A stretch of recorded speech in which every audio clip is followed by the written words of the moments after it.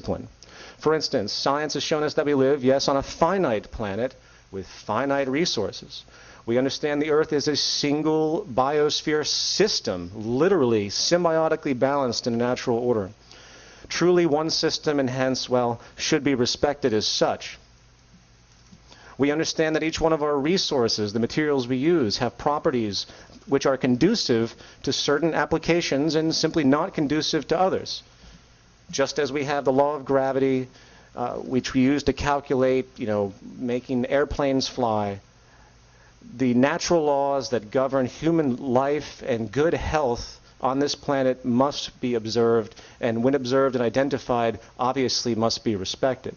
Nature really just doesn't care what any of us actually think or believe or have faith in, and we can either listen and align with what we learn, or we invariably suffer the consequences. As simple as that notion may seem, the great majority of people on this planet refuse to acknowledge this. Out of this comes a new yet obvious train of thought. First, inefficiency is unacceptable on a finite planet. We need to calculate industry. We need to calculate society, if you will. The free market is, in fact, a haphazard and dangerous anarchy, and the grace period of our irresponsibility is coming to an end. We either unify and get strategic in our management of the Earth's resources, or we face immense hardships.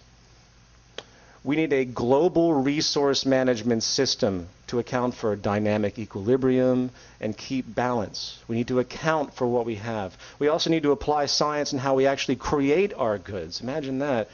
Strategically making them as efficient as possible, meaning that they are made to last, not break down, made with the expectation for updating, not replacement. These are very simple, obvious, fundamental truths. We also need to use the most efficient methods for producing those goods, and in this case, deliberate mechanization. Technological unemployment, and I've talked about this at length, and I'm not going to go into too much detail here, but it is now inverse to productivity in most sectors. In other words, more people are displaced, the more mechanization comes in, the greater the productivity. That's an amazing change in the paradigm as far as the way we've been operating for thousands of years.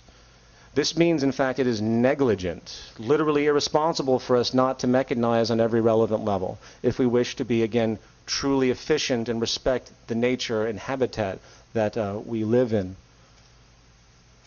And this brings me to the next concept of our goal statement. Quote, strategically seeking to enable an equitable distribution of all goods and services to meet the needs of the entire global human population. There's plenty of food to go around on this planet. Stated many times over, even by institutions you'd be surprised that would state such a thing. Yet over 1 billion people are starving. Every 5 seconds a person dies from starvation on this planet. But hey, what does that have to do with me? Well, if it has everything to do with you, for in the end there's nowhere to hide. Our safety and security can only be as good as the safety and security of the world we inhabit. And the more deprivation that occurs, the more resentment, anger, and inevitable destabilization that will follow. It's not an altruistic notion to help others in this type of perception. It is, in fact, a socially unsustainable practice not to. In fact, personally, I don't even really believe that human altruism exists in the poetic context that many speak of. Rather, I think that deep down people know when they behave in seemingly selfless ways that they are actually personally at risk at one level or another if they do not act in those ways. Our self-interest can only maintain integrity if our societal reality is actually stable. The cliche staple of the modern market capitalist theory, live for yourself only. You do only things for you, and somehow magically by the invisible hand, it will work out for society. This is a incorrect, provably so, truncated, and utterly false concept. Self-integrity can only be maintained if the habitat you live in and your society you inhabit, the world itself, maintains an equal equally high level of integrity. And that's one of those radical notions that, as obvious as it is, will still be derogatorily associated, and oh, you can just be a communist, or even Martin Luther King Jr. Was called a communist when he was attempting to bridge the difference between the blacks and the whites. He was a communist, apparently, to try and create that. And the exact same propaganda and inhibited mindset is exactly what stops us from trying to make an economic unity on a tangible level in society today. So anytime people throw out the communist stuff, you have a tool to use. The majority of wars on this planet have always been about resource and territorial control. Most acts of so-called crime are related to money and property. We must level the playing field. Meeting the needs of the human population is the first step. Notice I didn't say wants. Wants are a contrivance. Wants are a different subject altogether. People need their needs met, and there's a lot that can be said about that, which I'm not going to delve into at this time. We know we can provide the basic necessities of life for everyone on this planet. It's a scientific reality because of our advanced technological methods. This is one of the genius notions put forward by, again, Jacques Fresco, that really should be understood, and everyone needs to understand this. We need to simply devise a system to do so and get it done, in accord, of course, with the most scientifically efficient and responsible methods we understand, hence the nature of a true economy. And finally, we have, quote, while ensuring maximum environmental sustainability over generational time. This simply goes back to what the definition of an economy requires. We have the kind of specter of recycling initiatives and so-called green industries. It's just a sad attempt at true ecological respect in a system that has no ecological respect and can't have any for it to operate. A true economy doesn't have a notion of a green practice. These are the fact that we even have such an idea, the fact that we even comment on or see, ooh, how it gets sustainable. That's a tremendous signpost of how far we've come. So a true economy doesn't utilize anything like, for example, recycling is an afterthought. No one's, even after all the years of our recycling practices, very few initiatives are made in the production capacity by industry to actually think ahead about this, because it isn't profitable for them to do so.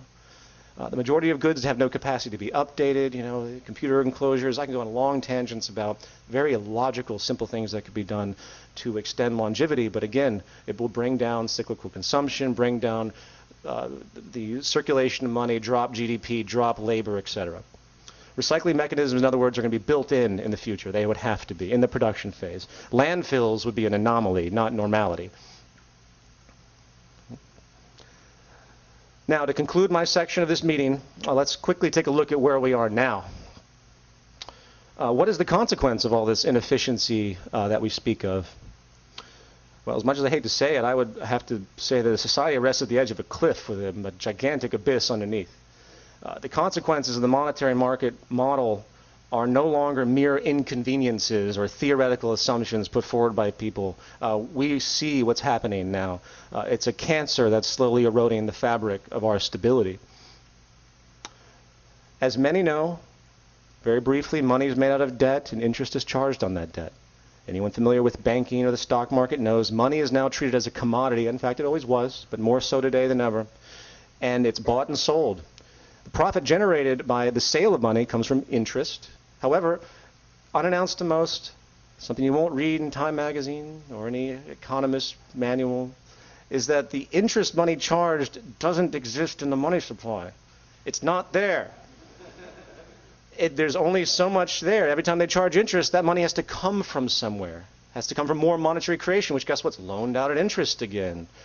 So there's always more outstanding interest than there is principal debt. If anyone's confused why we have skyrocket debt defaults across the world, personal, corporate, sovereign, well, this is fundamentally the reason. It's not the sole reason. It's capitulated by other things that are happening in derivatives markets, but it's an inevitability. The global market is one gigantic pyramid scheme.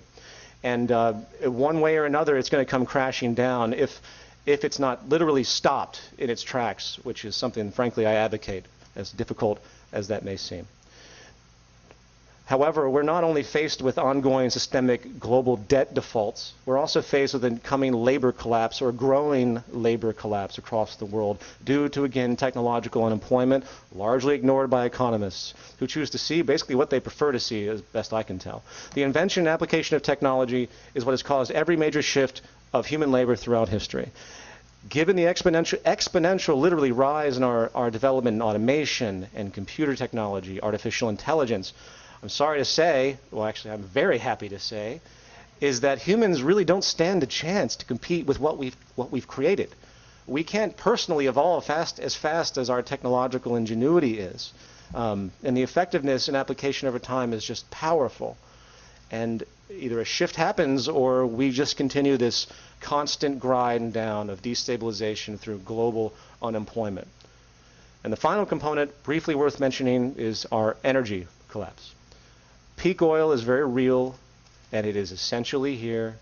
And the problem, oddly, is not really the, quote, running out of oil.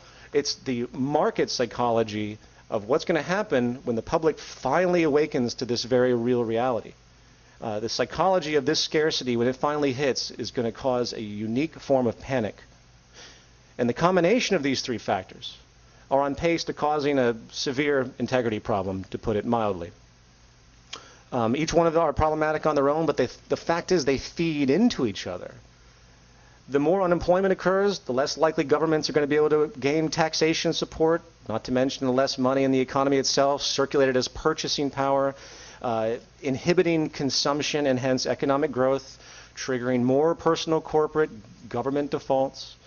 The more energy prices rise, which is inevitable in a hydrocarbon economy we have, the less accessible it is to gain, obviously, and that creates an even more stifling economic effect on circulation, since oil, among many other things, is the sole driver of transportation, but not to mention so many other facets that I don't have time to go into. You know, all it takes in the West Coast is for one big trucking company to get fed up with their oil prices and want more money from their going bankrupt company to go on strike and then see a stifling of incredible amounts of materials, and then systemic turmoil, systemic panic. You don't have to think very far to see how it just takes a few little dominoes to fall. We're in a very fragile state at this point in time, and I hope people understand that. And this is precisely, in a nutshell, what the Zeitgeist movement hopes to counter and find a way to adapt before we meet the proverbial point of no return. So that concludes my general overview. Thank you. And